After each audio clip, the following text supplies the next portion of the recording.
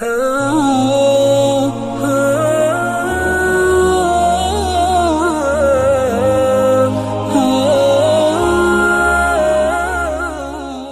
کے نیچے سبسکرائب کے بٹن پہ کلک کریں، بیل کے آئیکن پہ کلک کیجئے تاکہ ہر نئی ویڈیو کی نوٹیفیکیشن آپ کو ملے۔ تو حضرت ہم یہ تو جانتے ہیں کہ ایک جو شیخ پیر کامل ہوتا ہے وہ اللہ تعالیٰ کی جن تجلیات میں رہتا ہے وہ اللہ ہی جانتا ہے یا وہ شیخ جانتا ہے۔ اب جب ایسا شیخ اپنے مریدوں کی محفل میں آتا ہے اور بڑا جمان ہوتا ہے تو کیا وہ ساری تجلیات اپنے مریدوں میں تقسیم ہو جاتی ہیں اور ساری کی ساری ٹرانسفر ہو جاتی ہیں یا کچھ ہوتی ہیں کچھ نہیں ہوتی؟ اس کا کیا؟ یہ بڑا اچھا سوال کیا، اور یہ تصوف سلوک کی بنیاد یہی ہے۔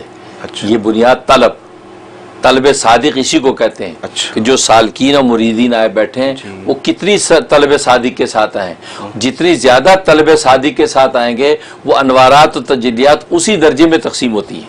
اچھا اچھا، اب پیر مرشد آگے بیٹھا ہے جی، اور وہ انوارات کا مرقع رات کے اندھیرے میں خدا سے خوب لیا، اس نے خلوتوں میں خدا سے لیا اور بے انوارات سے بھر کر آپ کے بیٹھ گیا۔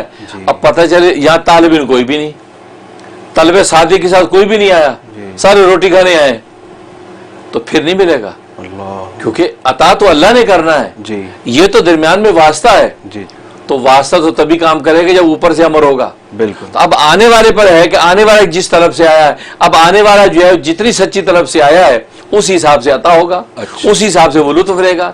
ایسے ہی ہے جیسے کھانا تقسیم ہو رہا ہے، جو جتنا بھوکا آئے گا وہ کھانے کو اتنا زیادہ لطف لے گا، بھلے روٹی کچی ہو، بھلے سالن جب وہ کڑوا ہو، لیکن وہ زیادہ بھوک کی وجہ سے اتنا لطف لے گا، اتنا زیادہ کھائے گا۔ سبحان اللہ، یہی بات ہے، روحانیت کی روحانی بھوک جتنی لے کے آؤ گے تو اتنا زیادہ اللہ جو ہے تجلیات آپ کی طرف منتقل کریں گے اور آپ اتنا زیادہ اس کا لطف لیں گے۔ سبحان، آپ یہ نہیں سوچیں کہ آپ ملا کچھ نہیں، کیونکہ آپ سچی طلب کے ساتھ آئے ہیں، پیاسے ہو کر آئے ہیں، اور پیاسا جب ٹھنڈا پانی پیتا ہے تو لطف اس کو آتا ہے۔ پہلے سے نظر زکام کا مریض آئے گا تو نظر زکام والے کو میٹھے ٹھنڈے پانی سے کیا مزہ؟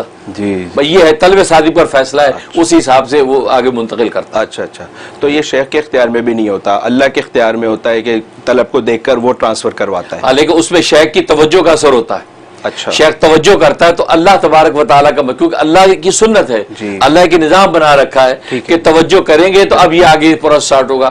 تو شیخ توجہ کرتا ہے، شیخ جب دیکھتا ہے یہ طلب صادق ہے، یہ سچے طالب ہے، تو توجہ کرتا ہے کہ یا اللہ یہ سچے طلب کے ساتھ آئے ہیں، آپ میرے ذریعے سے ان تک یہ انوارات منتقل کر۔ ماشاءاللہ، تو اللہ تبارک و تعالیٰ اب اس کو آگے منتقل کر دیتے ہیں۔ تو توجہ شیخ کی کام کرتی ہے، اور اس کے بعد اللہ کا امر جو ہے، جیسے میں نے بتایا نظر بد ڈالنے والا حسد سے نظر ڈال دیتا ہے، اب اللہ کا امر جو اللہ کی مشیت کار فرما ہو جاتی ہے، نظر بد لگ جاتی ہے۔ جی، اچھی نظر جو ڈال دیتا ہے شیخ تو ڈال دیتا نظر، یہ اب اللہ کی مشیت متوجہ ہوتی ہے، وہ اس کا اثر ڈال دیتی ہے۔